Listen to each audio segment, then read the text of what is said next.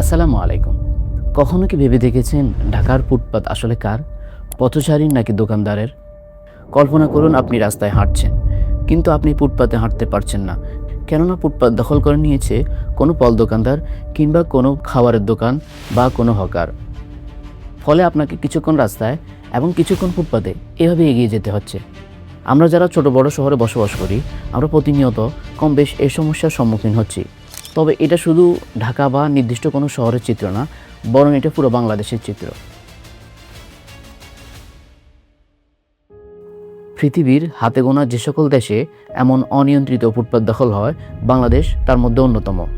এতে করে সাধারণ নাগরিকদের জীবনের ঝুঁকি নিয়ে রাস্তায় চলাচল করতে হয় এবং জনজীবন পড়ে চরম ভোগান্তিতে। আপনি যখন এর বিরুদ্ধে প্রতিবাদ করতে যাবেন, তখন আপনাকে পড়তে হবে সংঘবদ্ধ চক্রের আক্রমণে। চলুন বন্ধুরা, আজকের এই ভিডিওতে আমরা জানব কিভাবে ফুটপাত দখল বাংলাদেশে মহামারী আকার ধারণ করেছে।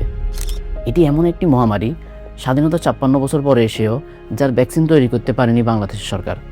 বাংলাদেশ রোড ট্রান্সপোর্ট অথরিটি বিআরটির তথ্য অনুযায়ী ২০২৫ সালের জুনে ঢাকায় ১২৬টি দুর্ঘটনায় মারা গেছেন ১২৮ জন। এদের অনেকেই ছিলেন পথচারী।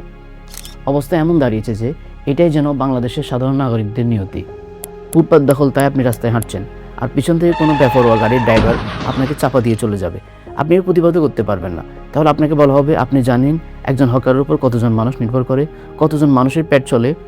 মানে আপনি আমার অধিকার হনন করে রাস্তায় ব্যবসা করবেন যাতে করে আপনার পরিবার চলে, আর আমাকে রাস্তায় হাঁটতে গিয়ে জান দিতে হবে। তাহলে আমার অধিকার কই? আর আপনার পরিবার চালানোর জন্য আমাকে যে দৈনিক ঝুঁকি নিয়ে রাস্তায় হাঁটতে হচ্ছে, এর ড্রাইভারই বা কার? এর কোনো উত্তর আপনি পাবেন না। কেননা একটা কথা আছে, বাংলাদেশের সবাই সৎ, শুধুমাত্র সুযোগের অভাবে।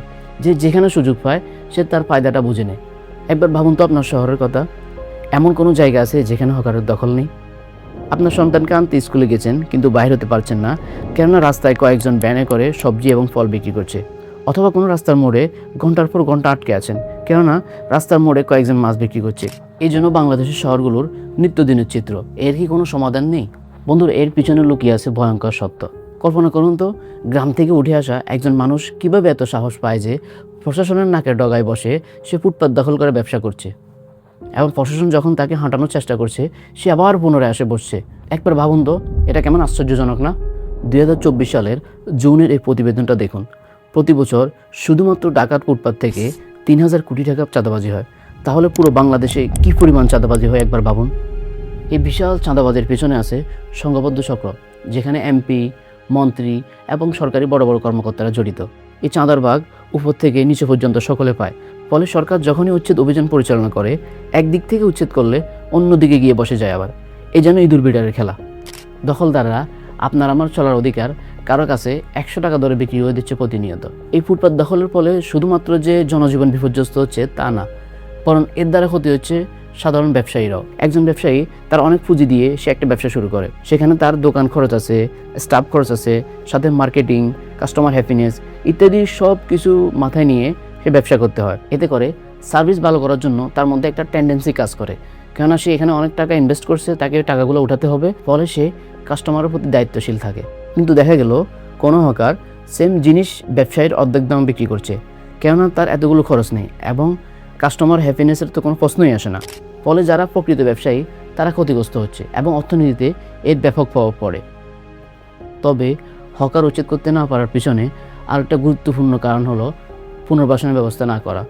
একটা সার্ভে অনুযায়ী বাংলাদেশের প্রায় ৮৪% মানুষ অনানুষ্ঠানিক খাতে কাজ করে, মানে মাত্র ১৬% মানুষ আছে যাদের একটা স্থায়ী কাজ আছে।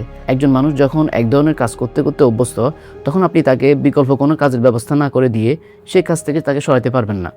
তাই সরকার বদল হয়, উচ্ছেদ অভিযান পরিচালনা হয় নিয়মিত, কিন্তু ফুটপাত সমস্যায় রয়ে যায়, এর কোনো সমাধান হয় না। এই ফুটপাত সমস্যা বিশ্বের বিভিন্ন দেশে আছে, কিন্তু প্রশ্ন হচ্ছে উন্নত দেশগুলো এই ফুটপাত সমস্যার সমাধান কীভাবে করেছে। আমরা এর উত্তর নিতে পারি সংযুক্ত আরব আমিরাত থেকে। আমিরাতের দুবাইয়ে এমন কিছু জায়গা আছে যেগুলো বাঙালি বাজার নামে পরিচিত, যেগুলো মূলত হকার মার্কেট, যেখানে বাংলাদেশি, ইন্ডিয়ানি, পাকিস্তানিরা বিভিন্ন জিনিস ক্রয় বিক্রয় করে, কিন্তু এটা ইলিগেল। দুবাই সরকার যখন এই বাজারগুলোর কথা জানতে পারে, তখন তারা বিভিন্ন বাজারে অনেক সময় অভিযান চালায় এবং অনেককে গ্রেপ্তার করে, অনেককে দেশে পাঠিয়ে দেয়, কিন্তু এই সমস্যার কোনো সমাধান হয় না। যে অভিযান পরিচালনা শেষ হয় ২-৩ দিন পর আবার সেখানে যায় মানুষ বসে যায়। ফলে দুবাই সরকার যে জায়গাগুলো বেশি জনপ্রিয় সেগুলোকে মার্কেটে রূপান্তর করে দেয় এবং সেখানে কয়েকশো টেবিল বসায়, যার মাসিক রেন্ট 1000 থেকে 1200 দিরহাম।